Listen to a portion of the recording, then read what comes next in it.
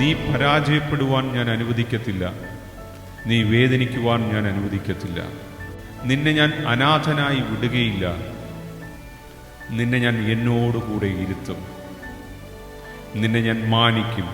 നിന്നെ ഞാൻ ഉയർത്തും. നിന്ദിച്ചവരുടെ മുമ്പിൽ നിന്നെ ഞാൻ ഒരു മാനപാത്രമാക്കി മാറ്റും.